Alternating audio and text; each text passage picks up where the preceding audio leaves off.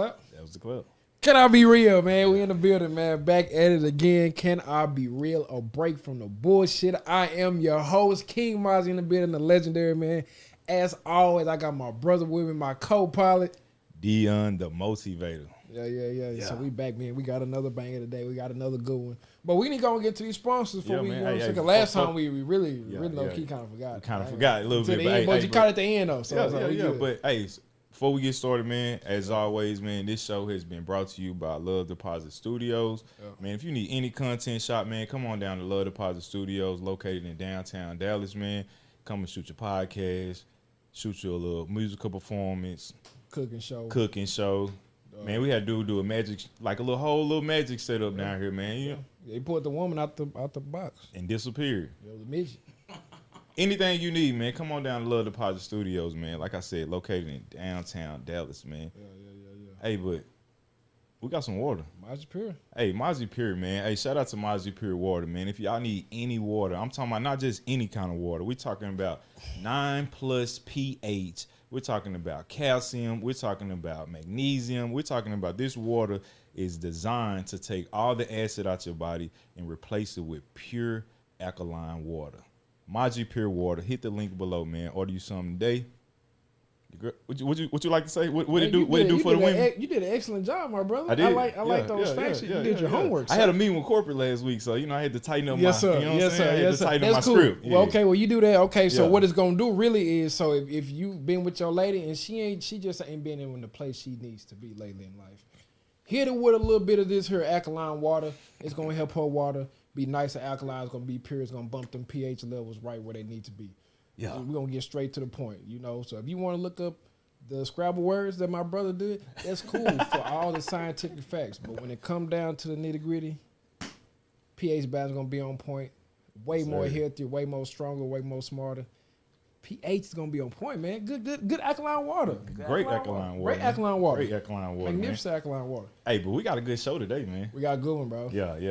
Hey, sometimes you may be popular. Yeah. Sometimes you may be a nobody. Sometimes you can't be a nobody, bro. But sometimes you can be a popular nobody.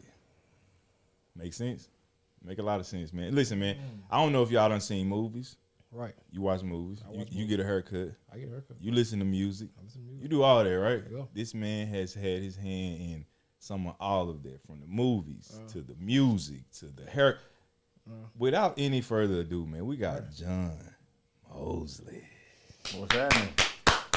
What's going on, my brother? Man, I'm chilling with y'all good fellas. Welcome to the show. Man, I might need some alkaline water. Yeah, we got you, man. We got you. We done sold me. Definitely. And it's black on. Yeah, and it's black on. And it's black on. Yeah, black on. Yeah, I'm gonna drink that. Yeah, black on. And I'm telling you, it's good. Like, I wouldn't even have vouched for it. I would have told my dog, like, hey, man, go on back. Nah, it go down smooth. It's real alkaline water. Black on. And his story behind making it is crazy. I like it. That's what we talking about. We'll plug in for sure. Yeah, I need me some water always. Yes, sir. We got you, man. So, hey, let's get into it, man. Yeah, let's talk about it. Hey, but before we get started, man. Right. Can I be real? What's up? So, we've been moving, right? Right. We've been grooving.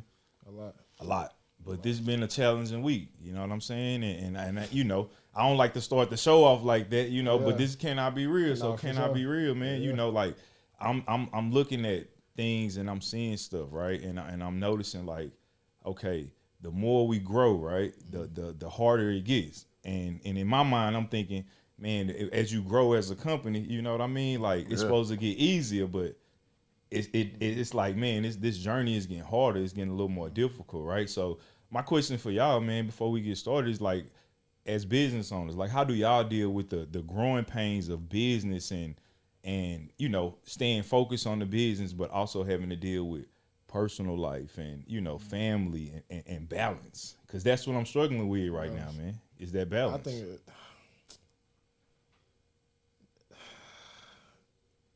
it's kind of hard, honestly. I feel like it kind of, for me, it's just like still putting things in a place. It's just like trying to separate whatever your values is. For me, that's how I try to move. So whatever's at the top of your value list, that's why I try to give I try to give it as much time as possible. Cause I know right now I'm kind of, you know, we all in the same space. You know, I'm at the point to where it's like extracurricular activities, some extra family time I really don't get to do no more. Not right now. So it's like, but the things that are important, I try to make sure I can try to structure some type of time for, you know, but yeah, I ain't gonna lie, it's tough right now. Finally, I still ain't found that good balance for it yet. Yeah, I still ain't found that good balance for it yet. Yeah, man, you know, time is the real currency. I don't care what nobody say, man. If you got a lot of time, that means you done put yourself in a position to make time for other things. You know what I mean? And so for me, it's like I practice. You know, when I walk in my house, my cell phone go on my counter. You know, so then I can be present with my family. My phone go on do not disturb from 9 o'clock at night to 8:30 in the morning, so I could get up in the morning and still be fresh and have a routine going, whatever that routine may be. You know what I mean? And I think, I just said this today, you know, I've been on the lake all day chilling with my son, right, and my family. And I was riding, and I was like, damn, so many of us in life, we work so hard to make a living, but we never start living.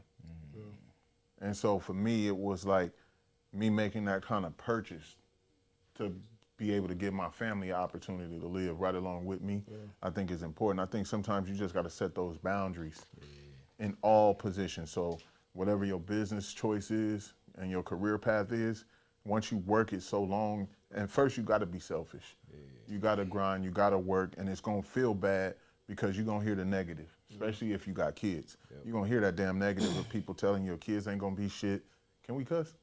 I bet. You just cannot be real. It's a break from the bullshit. So people gonna tell you like your kids ain't gonna be shit because that's what my mama heard. You know what I mean? They gonna tell you you're not a good parent, you're not this, you're not that. But I always say, man, as long as you keep an open line of communication with your kids and your family about why you out doing what you're doing, keeping that communication back to the crib and letting your kids know you sacrificing right now for them, it's gonna look selfish, but that keeps all that extra attention out. And that allows you to go do what you got to do to execute. If you don't execute, then you fail. And then your business gonna fail, your personal life gonna fail. So I think just setting those personal boundaries and those professional boundaries. And I think that's kind of where I'm at right now with everything too, bro. It's like, I think my kid, my time with my kid, you know what I'm saying? It's like, this is what kind of I feel like gets hit the most. For one, because we're not in the same household, so it makes it even harder. So it's like on the times that I do get it, most of the time it's time where it's like crunch time. You know what I'm saying? Like right now it's crunch time moment. So even like today, she's like, oh, Dad, I want to come to the studio. I'm like, baby, you really kind of can't though. You know what I'm saying? Like you know, you're going to be having to move around. You want to move around. You want to do this. She a busybody. So it's like I can't really bring it like I want to, but it's like. But I'm gonna encourage you something different though. Can I challenge that thought process? Yeah. Because when I was coming up and I was in that grind in the middle of it, you know, I'm going from baseball stadiums, cutting baseball players and doing all of this. And I would take my kids with me. Or I would Uber them up to Dodger Stadium and I'll have somebody bring them to Dodger Stadium after I'm done cutting. So now we could sit back and enjoy the game together. So it's like I work during the day, but I still got that time with them. So it's like you gotta find that space. You know, a woman and kids spell love T-I-M-E. As a man, we spell it M-O-N-E-Y. That's fair. And my mom, she used to tell me though, she said, man, you can't survive off love. Nah, for real. So that always hit me though. You know what I'm saying? Like I gotta get to the bag. To the money. I gotta get to so the you money. See what I mean? You thinking M-O-N-E-Y. Yeah. But your mom been telling you. Yeah. Man, you got to give them that T-I-M-E. So let me ask you this, and then y'all can get along. But where did you get that from? You know what I mean? That just having that awareness and that fortitude to like, you know what, I got to include my kids in this part of the process. You know, wherever I go, I'm gonna try to make space for them to see what I'm doing. Right? Like, was that something that was modeled for you? So you got it from that, or is something that wasn't modeled, and you said you're gonna give it to your kids? No, it was modeled. My father worked for the Southern Pacific Railroad. So when he worked for Southern Pacific Railroad, you know, every kid, they would be like, man, I want to ride on the train. So my dad used to take me to work with him, and I used to ride the train. I used to pull the little engine cord. I'd be the one waking everybody up. Wah, wah, you know what I mean? And so it was modeled that way. And then my mother, Doris Mosley, she in the beauty industry. So then I seen it from two different perspectives. And so for me, I always knew in order for me to get to where I'm going, my kids got to be important and part of it. And so with having my daughter Jasmine first, I would talk to Jasmine and express to her like, yo, you gonna have to be the one to tell your sibling that daddy out here working, not out here doing this and that. Yeah. And so I let my daughter kind of have that conversation for me, because if one sibling get it and understand it, they're gonna let the oldest one is gonna pass it down to the next one. And so that's kind of what I did. So I got it from my family, and then I just amped it up a whole lot different. Yeah, that's dope. And I hear you talk about, you know, your parents and your father. So let's get into your story, man. Like, so where you from? I know we talked a little bit off camera, but I know you say you from LA. How was life like growing up? You know, I'm from California. I'm from California. My bad, California. What part of California? Listen, I just say California, I assume LA, bro. That's like, bro. We just talked about. That's like saying Dallas is Fort Worth. Yes. For them. So like it's like LA is like you got Los Angeles County. Yeah. Right. So I'm from Los Angeles County. Got it. But like when you think about it, like you got LA, you got West LA, you got. So it's like all these subdivisions and cities inside of LA County. Gotcha. So I'm from a small city called Lakewood. It's right outside of Long Beach. Everybody's so familiar with Long Beach, but I'm from Lakewood. I went to Lakewood High School. I went to junior high school on the north side of Long Beach, and then I did high school in Lakewood. Got it. So I know when I hear California, first thing I think about is the gangs. You know, the Tupac. Like, Tupac. You know what I'm saying? Like. So did you experience any of that growing up in LA County? Man, when you come from California, you got family members, you got cousins, everybody around you gangbang. My growing up, my homeboys was gang members. My cousins is gang members, OGs, and it's like, so you experience that's part of what you grow up in, and you have to make the conscious decision to either do it or not do it. You're gonna get peer pressure to do it all the time, because if we all hanging together, you a gang member, I'm hanging with you, I'm guilty by association anyway. And, you know, so it's like at some point you just got to say, nah, I'm not with that, but y'all still my friends, y'all still my family. I'm choosing to go this way and hope that they respect me for that. For sure. Yeah, you know, I'm from Alabama, and I know I say that a lot, man. At least I rep Alabama like it's New York City. Like I say it every chance I get. Yeah, I heard you say it to me 3 times. Yeah. Because, man, like Alabama don't get no love. You know what I mean? I feel like everybody don't like. It's like a little. It's like it's not part of the United States, kind of, you know, almost like when you say Alabama, it's like, whatever. You from it's like Alabama, not even a state. It's not even a state, man. You know, and you think of Alabama football. That's what I'm saying. You don't think about football. That's it. Tuscaloosa, Birmingham. That's it, man. But you know, growing up, like not able to experience the, you know, gang violence and growing up, you know, but still having, you know, parents like, because I grew up in a real family structure, right, where it's, you know, your grandma lived down the street and your auntie live around the corner, and you walk to the store, you get in trouble, you done got 3 whoopings by the time you done got home, man. You know what I mean? So how was like growing up in LA dealing with like, okay, you got family members that's gang members, you got friends that's gang members, but you choosing a different path. Like how was that like for you? It was normal for me. Yeah. You know what I mean? My parents did what they needed to do to get me out of certain environments. Now, just because I was out of the environment didn't mean the people I chose to hang around was out of the environment. Sure. You know what I mean? Sure. So I knew what was right and what was wrong. Yeah. I knew what, growing up, I had cousins going to jail my whole life. I had cousins get murdered my whole life. And so it was like, there's the picture of what life looks like if you go this way. Or I could just try to find my success somewhere. I played sports my whole childhood growing up, from park ball to junior high ball to high school ball, dabbed in it in college, but then I was like, you know what, I'm gonna go this way. Yeah. And I just literally took what I seen from my family environment, the hustle, that grind, that street code. I seen all of that and implemented it in the beauty world. Man, I think when I speaking on sports, man, I played it the same. Like I played baseball, basketball, football. And for the longest, man, I never understood. Like when I first got in, I didn't like it when I first started, you know, because I feel like my dad was taking my Saturdays away. I'm like, hey, it's my time to sit up, you know. I'm up 6 o'clock in the morning, going to games, they practice right after school. But it's like over time, now that I'm older, I see now like it builds character in you as a man. You know what I'm saying? But it helps you build that structure and that discipline. Yeah. I think that's it, which is super important for us too. So it's like we got to find a way too to make it where more kids can get that though, because everybody not into sports. So how else they going, especially us as young men, as men anyway. How else we gonna learn how to have that discipline, that structure though? Yeah, and I think for me, you know, it just take like it was my parents, like you just said, man. You know, my mom, she was on me. Like I played basketball until I was about 15, like 14, and then I worked ever since then. But my mom always instilled like those values, those say yes sir, say no sir, yes ma'am, no ma'am. You know, as a female, she taught me when a man walk in the room, you shake his hand, you look him in his eye, you know. And so my grandfather, my uncle, you know, I was a kid that I soaked up game. Like I'm gonna listen, I'm gonna watch, and then I'm gonna go implement it myself. You know, so for me, I try to do that with kids now. You know what I mean? Like give them a little tad bit. My son have kids coming over. They don't say yes sir, but guess what I tell them?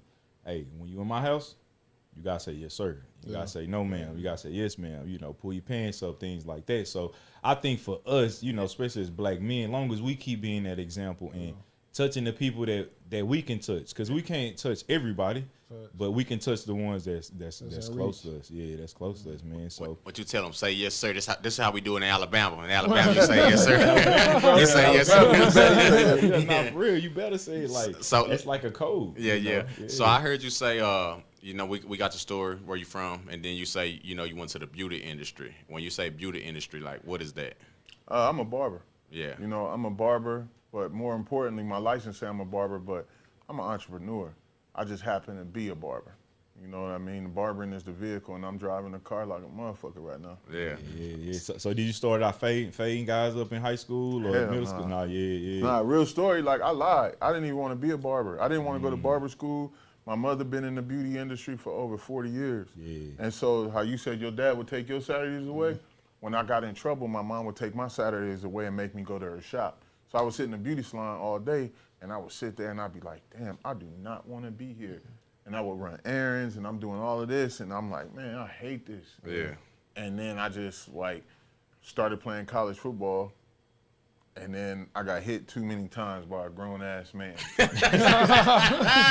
And I looked at him and I was like, man, you 25 doing this. I do not want to be you. Yeah. And so I walked in my locker room one day, and it was like other stuff that led up to it. Like, you know, you walk into a college classroom and you're an athlete, and the professor look at you and be like, yo, you an athlete? And you're like, yeah. He's like, all right, go to the back of the room. So one, you let me walk in here with my earphones in. Two, you let me sit in the back of like you told me to go sit in the back of the room. My college coaches picked all my classes. So it was like, damn, all I'm really here is to do what you need me to do.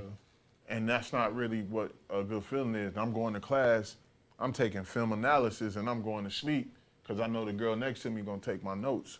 You know what I mean? So it's like, it was nothing that made me say, I wanna do this.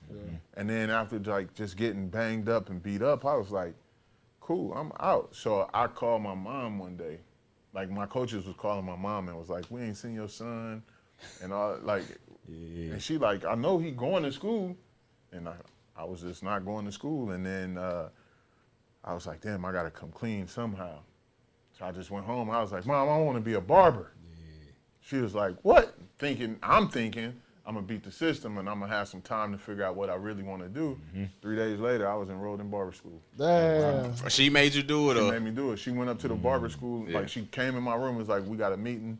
You got to go to barber, like you gonna go to barber school, because that's what I told her I wanted. But I thought her excitement was gonna outweigh. Some time. Give me some time. And she woke me up like, we gotta go to the barber school. And then when I got into barber school, I hated it. I hated it, bro. I was like, man, this sucks. I don't even want to be here. And then like 6 months into it, I finally turned that corner and I showed my mother some of my work. And when I showed her my work, she was like, you know what, you could be really good at this if you actually put something behind it. And in the beauty world, my mom is like a Oprah Winfrey. You know what I mean? So for me, it was more or less like, damn, I got this person saying this. And then I just started, so I was like, I really, like at that 6 month mark, I turned that corner and I just focused. So both of your parents in your life, right? Yeah, definitely. So how much did your mom play a role in who you are today? Because you speak a lot about your mom. I speak a lot. My dad is the OG though. Yeah. You know what I mean? He the real OG. Yeah. He what most kids need. You know what I mean? The role my mom played was I seen her run a successful beauty business. But the role my father played, I seen him get up Saturday washing the cars. I seen him getting up, and he always said, you got to have 2 cars. You got to always have clean shoes. You represent this last name when you walk out the house. And so I always looked at my parents and was like, okay, what can I take from you? What can I take from you? And now I treat my life like a Brita filter. Yeah. You know what I mean? You got the water, right? Yeah. So I treat my life like that. I filter out what I don't need and function off what I need. And that's how I treat everybody. Like, a lot of people gonna come at you with bullshit. Your parents gonna come at you with bullshit. Yeah. But it's like, how do you filter that out and only take in what you need in order to continue to succeed as you walk through? And so, like, even now in my career, I'm past heights that my mom haven't achieved in this industry. I'm taking my mom into places that she ain't been into, you know, in this beauty industry. I don't know if you guys know, but last year I won North American Hairstylist of the Year award for Educator of the Year. Hey, congratulations on that too. So yeah, congratulations. So look, I want to get to that right when you got out of school, like when you graduated, right? What life was like. But I want you to, before we get there, because my daddy was a barber, and I remember those Saturday mornings he come pick me up, bro. I'll be hiding, you know what I'm saying? He come find me, make me sweep the barber shop, like 30 barbers. I got to sweep the shop. And I used to be scared to ask for money at the end of the day. You know, he'll, look, you gonna look a man in his eye. You asking for his money. You know, you worked for that. You know what I mean?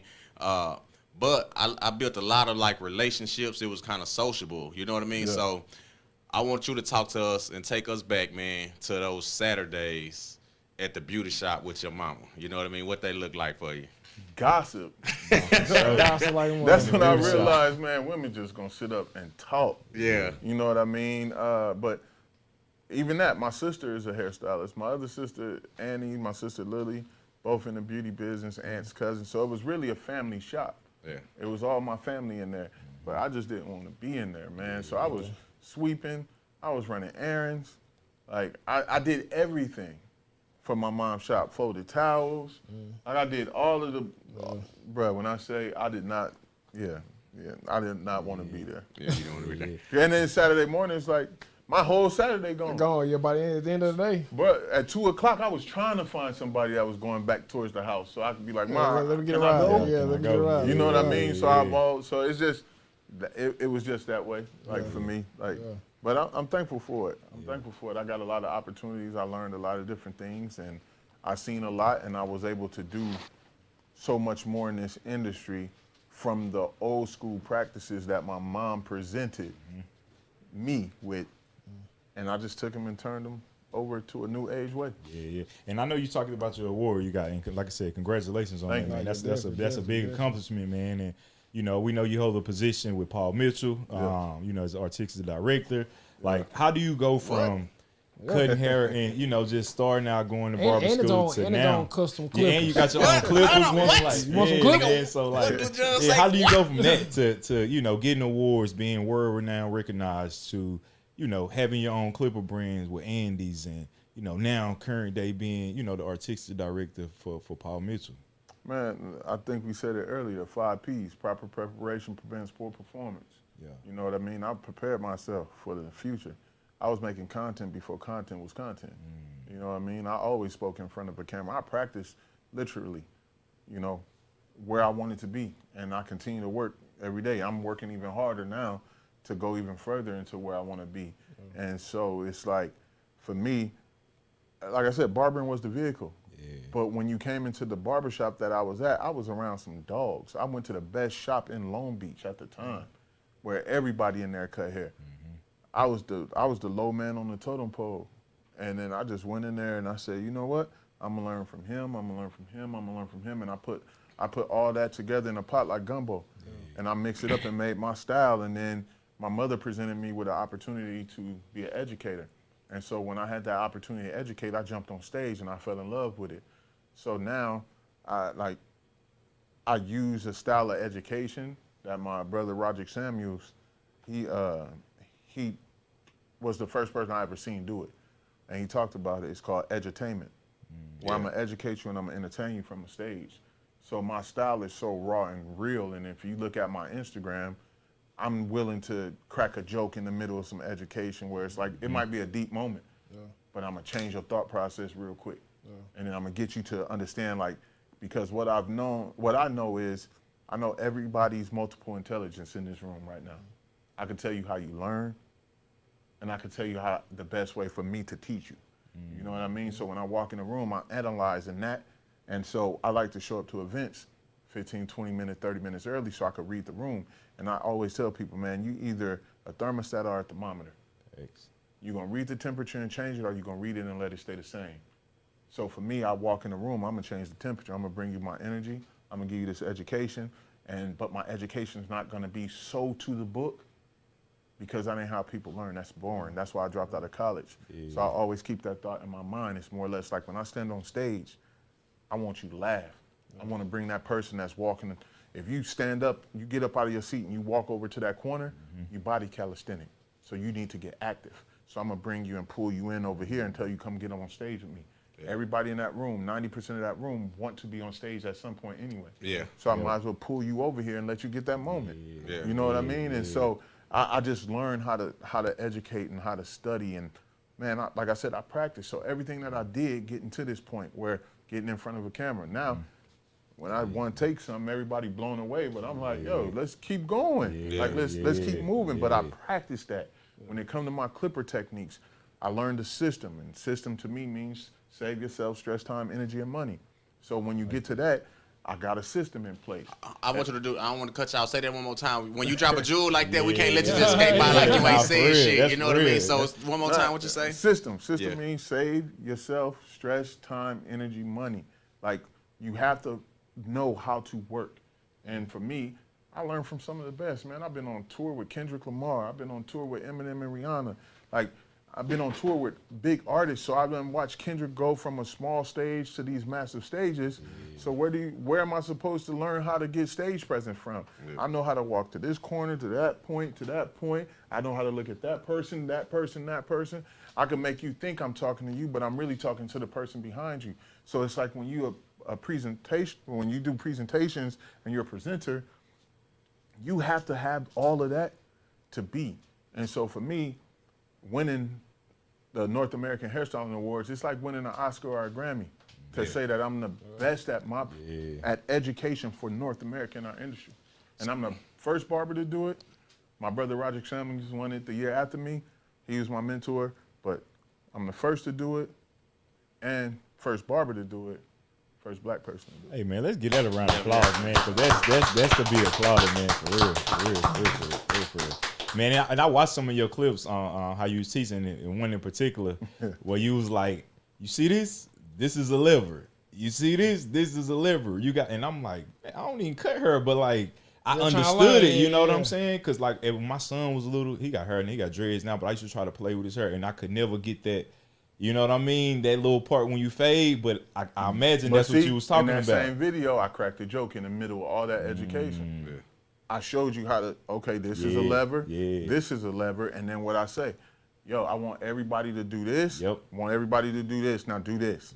And when I did that, I looked at him and said, now go quack, quack, quack. You know what I mean? But a little song get laugh, But now, but teaching, like showing, like, that's some duck shit. You know what I'm saying? Like, that ain't the way, like, you know, then you come back and show them the right way. But think about it. That's a lever. Your wrist is a lever. Anything that move, that's a lever. I got a lever in my hand on this clipper. I got a lever in my elbow. If I change my elbow position and I change my hand position, my clipper is going to do something different on that head.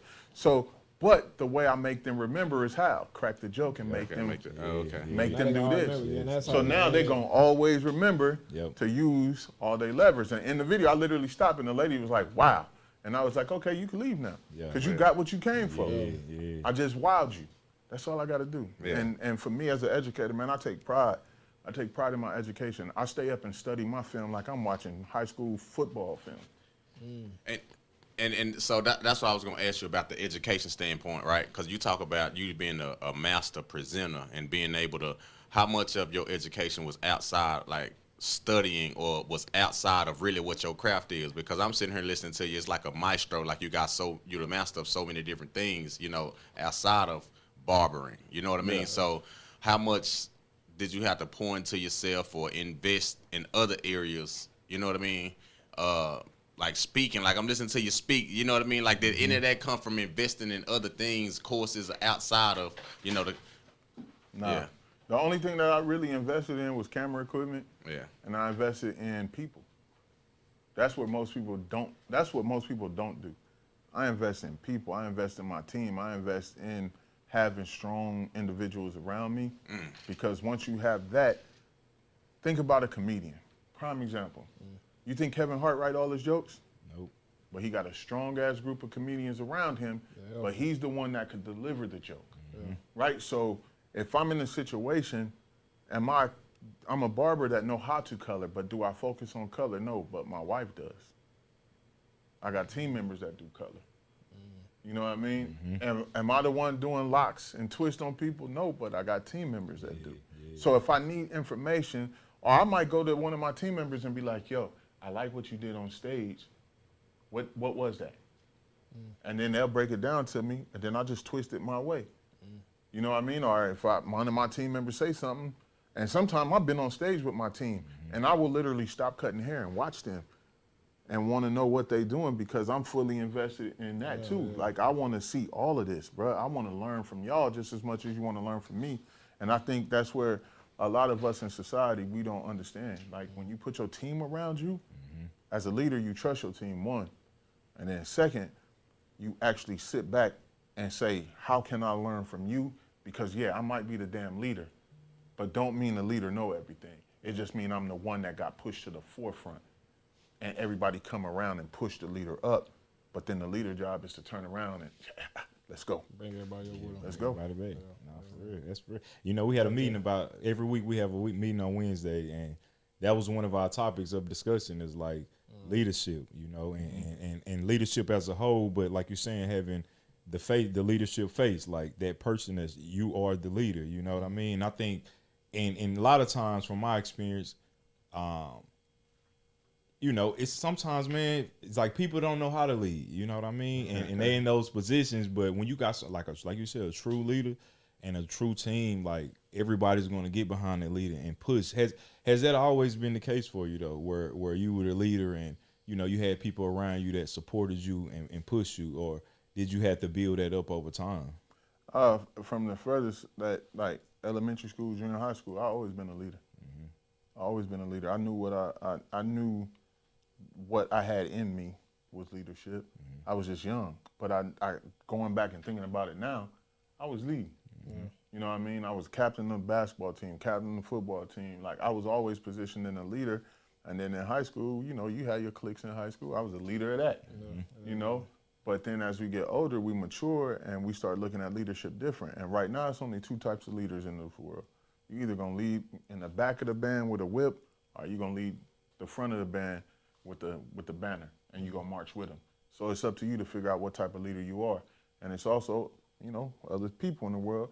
Some wanna be tractors, some wanna be trailers, some gotta be pulled, some wanna be the driver.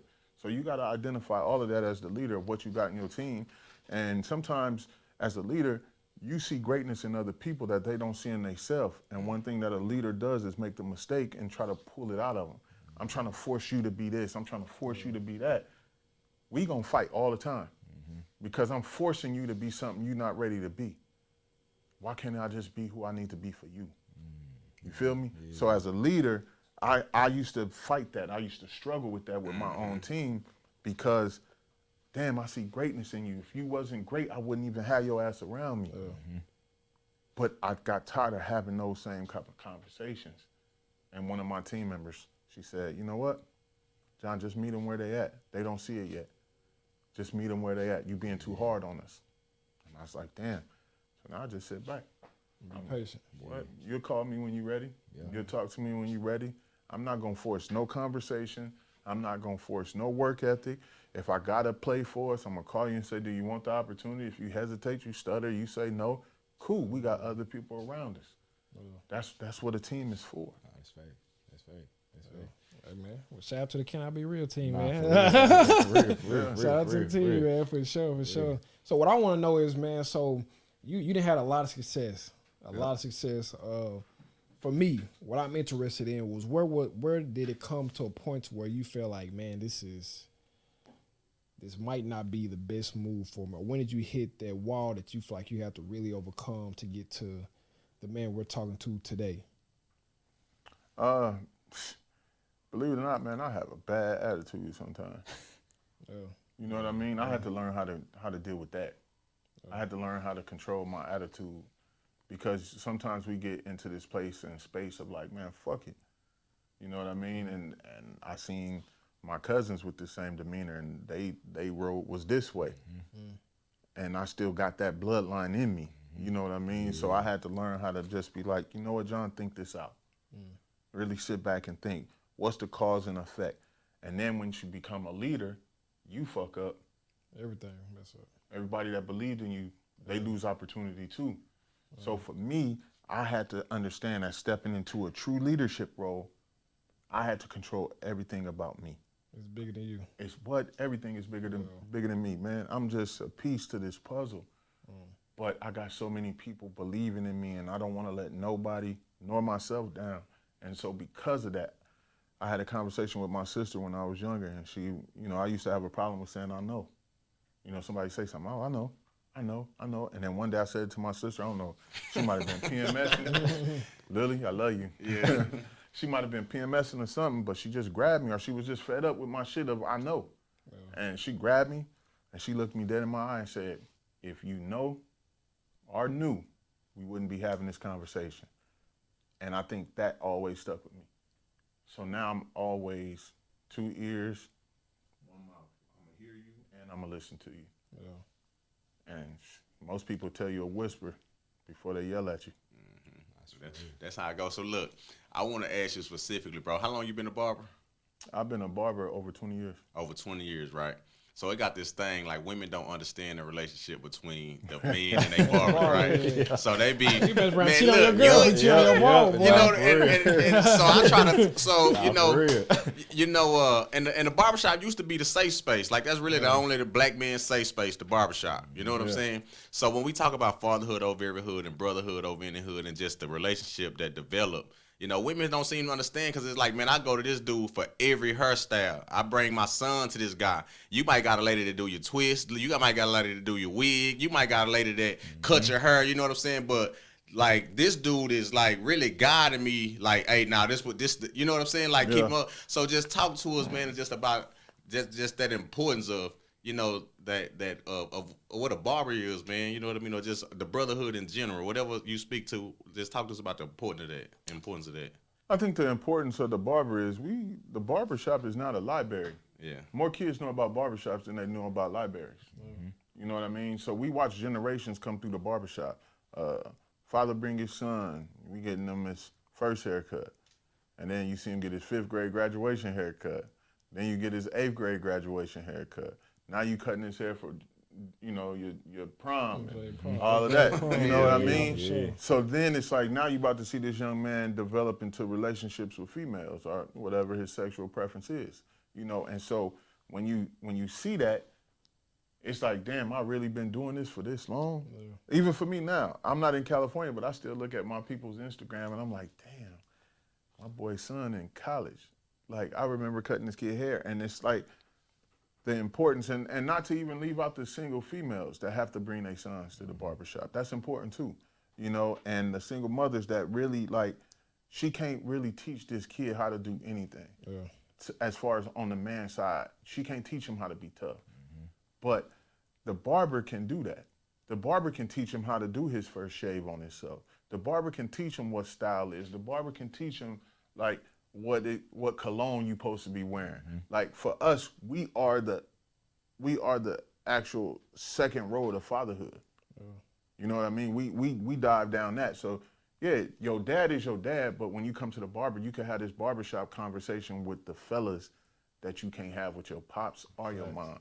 So the importance of the barbershop is definitely real. Like, man, we are people counselors. We are their therapists. We transfer energy when they sit in our chair. And it's like, We are the ones that even help people look at health issues. We gonna see your health issue before you even see it. We gonna analyze your scalp and see something wrong. I could tell you when my clients on different medication. I could tell you like if they diet change up, all because I have the ability to touch their hair and understand that. Oh God, I know for them 2 weeks, your barber determine if you getting some females or not. Yeah. For them 2 weeks until you from the time you leave that church, the time you come back, they gonna determine it in between whether you get smacked or not. Oh yeah, I tell my clients sometimes, you know, if you knocking something down and you behind it, just look up and thank me. Hey, but that's the thing. Like barber, it was like he said, it's like a barbershop is like uncut, like it's raw. You know what I'm saying? Like I remember going to a barbershop, bro, like as a kid, and it's like every filtered conversation my pops would give me at home, and a barbershop it's rugged, bro. It's like it's nothing held back, bro. Nah, this what it is, boy. It's either getting some or you ain't. You know what I'm saying? It's either this or it's not. And ain't so like for me, I was the barber that would be crazy. Like I would held no conversation back, and my boy Greg was the manager of the shop. He used to come in and be like, "Yo, man, you gotta tone that down. Like you just wild. You just crazy. I'm like, yo, I'm telling you what I did on Friday night. I'm telling you what I'm about to do tonight. And he like, bro, I said, man, these people is paying to see me. So I always even looked at my clientele as like entertainment. So they here to see me, bro. Why you think this old man coming to sit in this chair? Anybody could do this little all even Obama special. You know what I mean? But he coming in to be entertained. He want to laugh just like he can't go home and talk to his wife Betty about this. You know what I mean? So it's like I always was the energy of the barbershop because it was like, man, I know these customers coming in for more than just a haircut. They need energy poured back into them. And I took that on my shoulders when I was in the barbershop. And even when I left the shop in Long Beach, shout out to Premier, they grew me. And so even when I left there and moved here to Texas, people was like, man, the shop ain't the same without you. And I knew that. I knew leaving that the shop was going to break up because you just lost your leader. So do you feel like, so with the whole barber industry now, right, everything is appointment. Like back then, it was different. You come in on I remember you go in on a Saturday morning. You wait all day, but you get your entertainment. The Fish Man coming through. I got these CDs. Bootleg DVD man coming through. Nah, for real, you get the CDs. So it's like all that kind of stuff, man. It's like it's that changed. I think when the appointment, everybody want that, man. I'm coming in 9 o'clock. I got your appointment. So it's like that whole environment, having that like safe space. You don't feel like this changed, like the whole barber environment? Yeah, I'm gonna tell you why it changed. Because the barbers think they celebrities. Boom. That's it. So that's why it changed. Yeah. The focus left the barbershop of being a communal-based situation and a safe space. Now it becomes the look at my barber, look at me, I'm him. You know what I mean? But it's like, nah, man, what about you gotta help him? You gotta give him something. You gotta pour into him. And I think so many, because of social media. Yeah. I love social media, you know what I mean? It has helped me grow my career. Look where we at today. You know, I'm sitting here with y'all, you know, but I think sometimes the focus shift and it went to the barber being the special person instead of the client being the special person. Yeah, it turned into like nigga, I'm doing you a favor for cutting your hair and you paying me and you finna get taxed for it. So with that being said, Popular Nobody. Yeah. Where was that birthed from? Man, one of my boys, client. But one thing, I'll tell you that, but one of my boys, my work was everywhere. Like my work like air. It's everywhere. Like you done seen my work. Everybody in here done seen my work. I'm stealing that. That's gonna be don't worry about it. I like that. I'm like, my work like I'm everywhere. I'm everywhere. Nah, my work been everywhere. And one day, one of my boys was like, "Man, you a popular nobody." And I was like, "That is me. I always been quiet too." So like, I come in, like I said, I'm quiet. I'm gonna walk in, I'm gonna be quiet. But I got so much personality and so much life in me that people don't even understand. And so only my close circle know that. When your birthday? November. Scorpio. Yeah. I heard we freaks, but I don't know.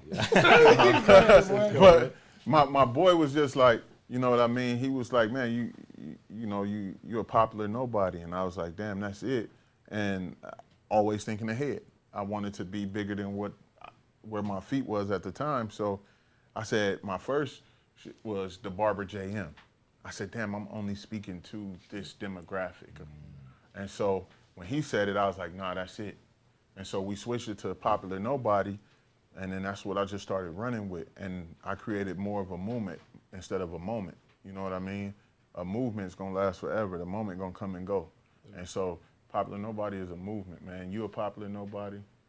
You a popular nobody. Everybody in here is a popular nobody because we known amongst our inner circles, but outside of that, don't nobody know it. Yeah. And most of the time, y'all done some work that is so great, but you don't talk about it because you didn't do it for that purpose. You know what I mean? And so that's where the whole popular nobody thing came about. And so that's literally how we came to push this. Nah, that's dope though. Man, so we're being in this magazine, brother. How did that come about? What magazine? The Evo. With the goats? Yeah. Yeah. Yeah. Can we keep it real? Yeah, can I be real? Can I be real? All right, so I look at it like everybody uses this word GOAT so loosely now. But the essence of it is greatest of all time. So a lot of people have many accolades. They do a lot of different things. And I sat back and I had to look at my career. And when I sat back and looked at my career, I said, Paul Mitchell, artistic director. I wrote Paul Mitchell's barbering curriculum for the whole company. Wow. Naha Educator of the Year.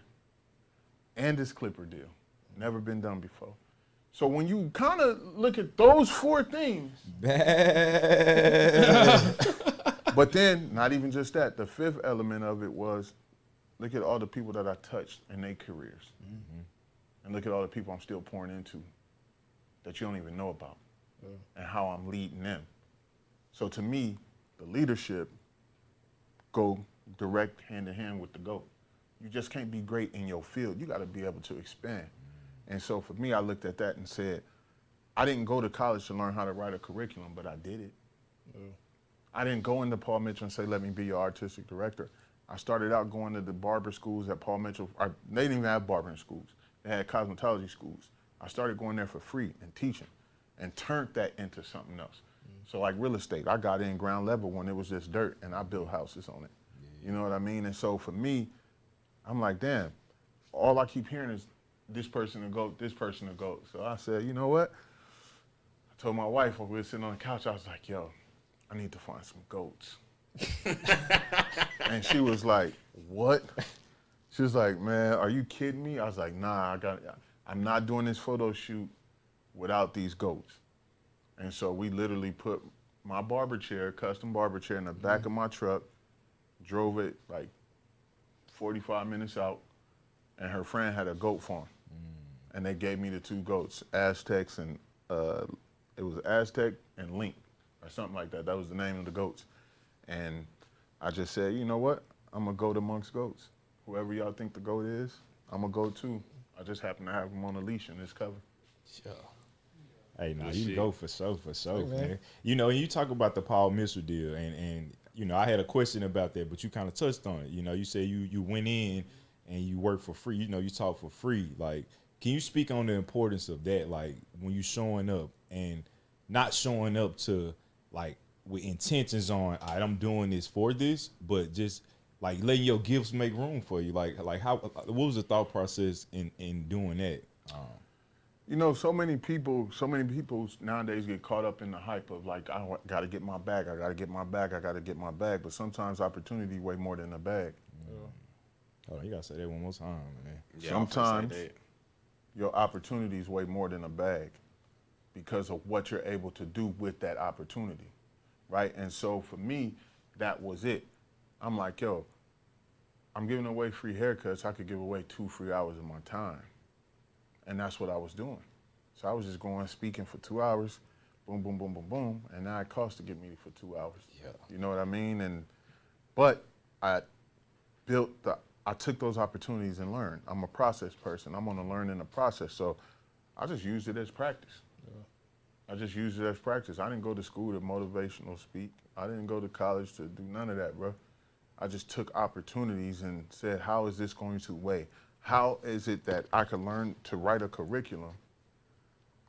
And now, bro, I could sit down and I could give you a curriculum in a week for anything because I got the structure. I figured out, like, I have companies that pay me, but also I'm learning how to run a $1 billion industry or entity while I'm getting paid. Because I know Popular Nobody will step into that $1 billion industry at some point. So I need to sit down and instead of rushing to do my own thing like most people think, I gotta go do my own. Nah, man, they gonna pay me to learn how to run a company. Man, I'm about to sit here and teach me. Teach me. You know what I mean? And so that's literally how I looked at it. I looked at the opportunity and, you know, I knew who I was and what I'm able to do. And I know the bag gonna come because I'm going to present myself to the point to where you're not gonna stop me. You're not gonna stop me. Whoever else think they gonna stop me, you got the man upstairs. He gonna always make sure he got something for me. And so because of that and because of my work ethic, I'm passionate about everything I do. So I put my passion into it, I put my love into it, I put my energy into it. And because of that, I know I'm hard to beat. And the people I got around me, I'm hard to beat. For sure. Shout out to the team, man. I know you talk about, you said the man upstairs, man. You know, I consider myself spiritual, you know. How much of spirituality or, you know, if there is, you know, because I know you reference God, play into what you do now? It play a big factor. I know I wouldn't be sitting here today without him. You know what I mean? I don't have to go to church to know that. Facts. I don't have to go pay tithes to know I'm blessed. You know what I mean? All I got to know is continue to keep doing what I do and continue to ask questions to him and continue to present the work. You know what I mean? And it's written. If you do the work, he going to help. So, and for me, like, that's how I look at it. I was the kid that hated going to church because I thought the preacher was lying. You know what I mean? And so because of that, I used to go to church and go to sleep. And then one day, my mom from Georgia, by the way. And so one day, I was next door to Alabama. They like cousins. The Alabama and Georgia like cousins. I was born in Georgia. But you from Alabama. I'm from Alabama. Nah, you know, like one day, Mama, I'm gonna tell it. One day I was in church with my mama in Georgia, my whole family, man, and I sat there and I went to sleep. And then I just thought it was funny one day. I don't know where I heard it from, but I just yelled out, "Hallelujah" when I do you. I think, bro. They're during the service? During the service. My mom, that's a shirt. What? Hallelujah when I do you. But, you know, I'm definitely very spiritual. I believe in, you know, the higher up, and you know what I mean. And I know that he got his hands around me, bro. I'm doing stuff that most people dream of. I'm having conversations with people that most people dream of. And if it wasn't for him, I probably wouldn't even be able to sit and have these type of conversations. So what I want to know, how did you get around Kendrick, man? Because they just don't happen, every... The Gemini, and that's my favorite living artist right now. You know what I'm saying? That's why it don't look like Kendrick. No. You know what I'm saying? We was just talking about that. Yeah. He did that? I did that. Huh? That look right that's there? That's his look. Yeah, that's me. Yeah, that's for real? Nobody. Yeah. That's man, that's my guy. So I ain't want to stop you. My work is everywhere. You know what I mean? So I got you. I know where I got you. Yeah. But yeah, man. So how did that connection happen, man? Because that's a legend in not even just musically, but just overall. It is a legend. So to be in a room with him, to say that you've been a part of, even been around him for his watching his growth process. Like how did that happen? Shout out Dave Free, his manager and business partner. Shout out Dave Free. I started out cutting J-Rock. Yeah. So back that up. I started cutting Dave Free and his roommate Duran. They were the young minds behind, Dave was the young mind behind TDE. He was managing them already, but nobody knew who TDE was. That Kendrick was still K-Dot. Yeah. You know what I mean? J-Rock was just in the Nickersons. You know what I mean? And so,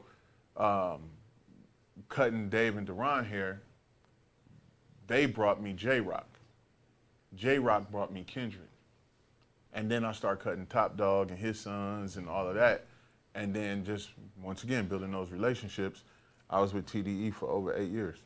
So how did you not, because I know you spoke on about pretty much not getting to a point to where you feel like you're the celebrity. How do you get to a point where you cutting Kendrick's hair amongst all other celebrities you didn't touch, but you cutting Kendrick Lamar's hair and you not like yeah, man, like, you know, man, I'm him. Yeah. I'm him. You know what I'm saying? Of the barber world, because that's Kendrick at the end of the day. You know what I'm saying? But that's Kendrick Lamar. Yeah, not face.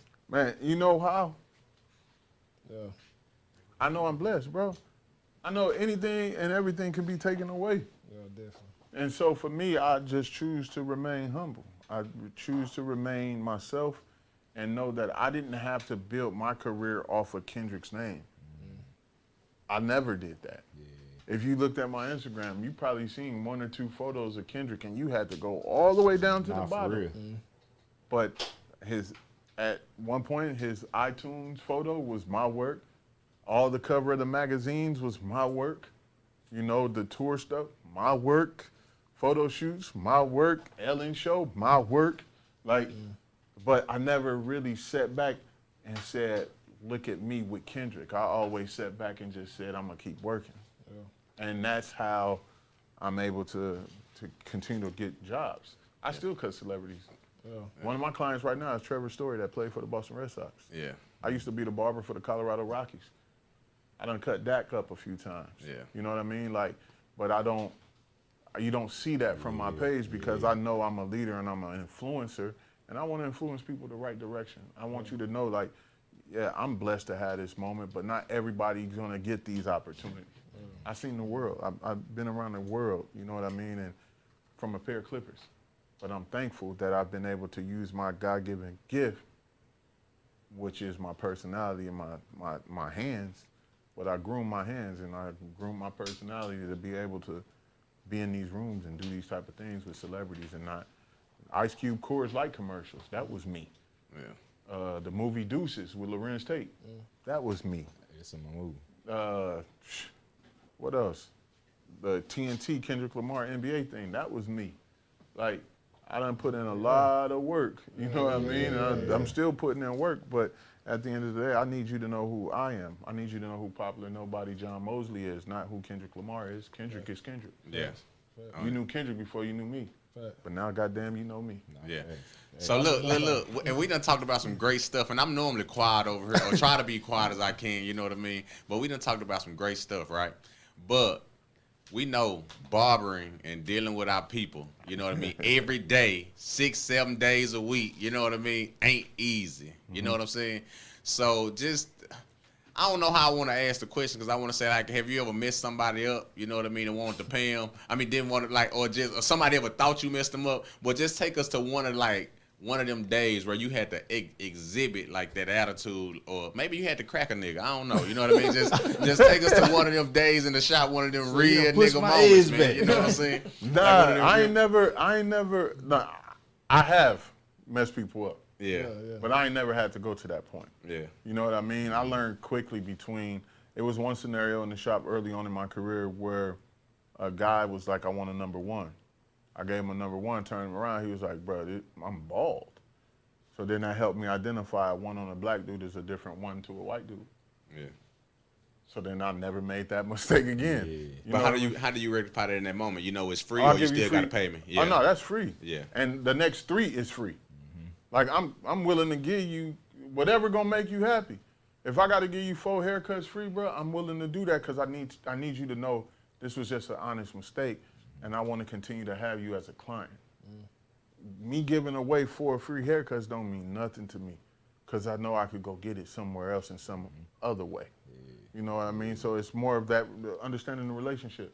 I'd rather build the relationship than ruin it over a messed up haircut. Yeah, for real. That's for real. Hey, talking about haircuts, man, you know, talking about the Andy's Clippers deal, man. Like, first in history, black man to do that, man. Like, how was that? Was that like you saw something on your radar and you position yourself, or they just called you and was like, hey, we want to make this happen? Oh man, I saw it on my radar. I positioned myself. One thing I knew is that at some point, like, have y'all ever seen business cards and you know that ain't that person work? Mm-hmm. Yeah. So I had seen that before. So what I started doing was always branding my stuff. I branded my tools. So if you went back on my Instagram, you see clippers that don't look like the ones that came out. Mm-hmm. And so Anders used to be like, yo, you can't do that, you can't do that. And so what I did one day, I had my customizer, shout out to B. Clark, I had him customize them, and then I sold them for $600. And I did it right in front of Anders, like at a show. And they were like, but they never wanted to pull the trigger. You gotta think, they're an older, family-owned small company from Wisconsin. So you could understand their thought process. Yeah. And so I won that award, but I had been in conversation with them for like four years already. And so when I put myself in that position, because of my relationships, because of everything, and I caught them at a good moment, the conversation happened, and then they were like, okay, well, we're gonna offer the deal this way. And so they basically offered the deal to where I had to pay for my clippers. But me thinking who I am, I said, this is even better. You know, you hear rappers talk about all the time, owning their own masters. So what I did was I looked at that opportunity and said, yo, I could buy the clippers from y'all, pay y'all outright. I could give back to whatever charity I want to. I could pay the artist whatever I want to, and I could get paid off of it as well. But I own all rights to it. Y'all gonna help me with marketing, but y'all don't have no control over sales or where I could sell. Yeah. And so that's exactly what I did. The dollar amount that they gave me, I paid it. And I took the clippers, and we made it work. That's why you go. Yeah. And then you put the brand on there, you put the ape on there. Yeah, but that all had to be approved. So that clipper, we had to mock it up. So they sent that same clipper to my customizer, and when he did it, we sent it back, and they was like, nah, we got to change this one piece. We want to, because the logo, the Anders logo was on the side of a clipper. They wanted it in the front. And so because they wanted it on the front, that was the only changes we had to make. But Anders had a clipper that was white a long time ago, a Ghostmaster. So it was kind of like me paying homage back to that white, but I also think like iPhone, when you think about an iPhone box, a white box, you know what that is. Yeah, and so I know what time it is. Yeah. So I customized everything. I customized the box. I picked the font that I wanted on the box. I changed the color of the Anders box. The box is white with my own custom stuff. It has my picture on the side with the purpose of it and me giving money back to the charity. So I completely redid what Anders has ever done and molded it my way. And so it was just one of them things where not too many people willing to invest and bet on themselves. And I was willing to invest and bet on myself. Gotta bet on yourself. All money in. Yeah, that's for real. I mean, I definitely got to get me a pair. Oh yeah, you need. I got some edges for you. I need that, man. You know, because waking up every day, man. You know, having a bald head. And see, that's the thing too. Like people look at me like, oh, you got a bald head. You know what I'm saying? But like, man, it's more maintenance dealing with a bald head. You get a haircut every 3 days. About every 3 days. Yeah, I shave my head like every 3 days. Yeah, he already know for real. I really do. Like every 3 days, I have to shave my head. If not, I'm gonna be walking this mug looking like George Jefferson. Dang, boy. But you know, man. Hey, man, this has been a good one, man. Like it's been a good one, man. But before we close out, you know, I got a couple questions for you, man. Like first question is, what's next for John Mosley? I know you got the podcast. Yeah, we got that. Working on. We got the Atlas Effect podcast, which means attitude, tenacity, love, and appreciation, sacrifice. That's why that gorilla is on my hat. The gorilla is my brand's mascot, because so many people get a negative connotation of a gorilla, and they look at a gorilla as such a bad thing, or a bad animal. But when you really look at a gorilla, he mild-mannered and chill. He a protector, he a provider, and he the leader of the pack. He willing to go into the jungle before he let the pack come in, you know? And so that's why I felt like, for me, having that gorilla is my logo, or not my logo, because this is actually the logo, but as a mascot, people remember Walt Disney. They don't remember Walt Disney, they remember Mickey Mouse. And so I want people to always remember, when you think of a gorilla, you think of me.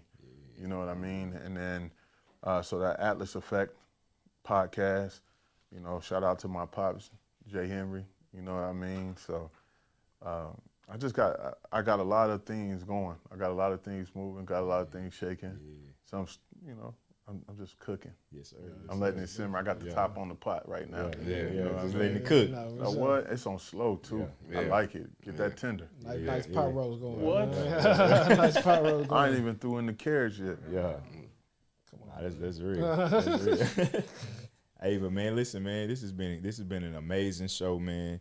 Thank you again for coming on here, man. We definitely appreciate you, man. A lot of gems been dropped in this show, man. Mm-hmm. And if you can leave the audience, man, with one thing, man, like we say on this show, like we every episode we feel like gonna go viral, right? And in those viral moments, you know, we want to leave the audience with something that they gonna leave you by. So once I stop talking, you gonna be the last person they hear, man. That's your camera right there.